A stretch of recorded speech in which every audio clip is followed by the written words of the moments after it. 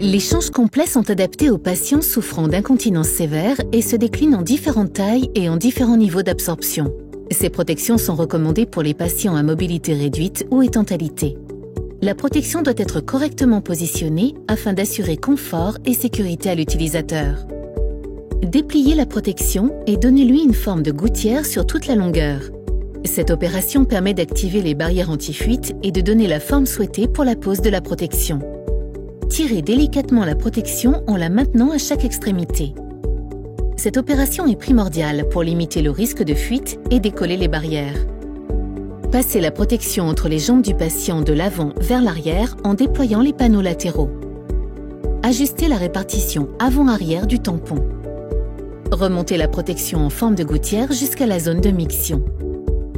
Maintenez la protection plaquée à la zone de miction et dépliez la protection pour la mettre à plat sur les fesses du patient en dégageant bien les élastiques sous les plis fessiers. Cette étape permet d'activer les barrières anti-fuite.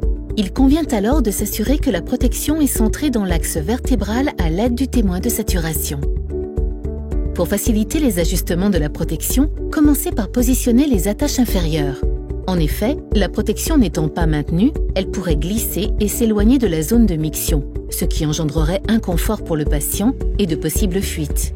Positionnez ensuite les attaches supérieures en les inclinant vers le bas, de façon à ce que le haut de la protection soit bien plaqué dans le dos du patient et ainsi garantir maintien de la protection et sécurité pour le patient.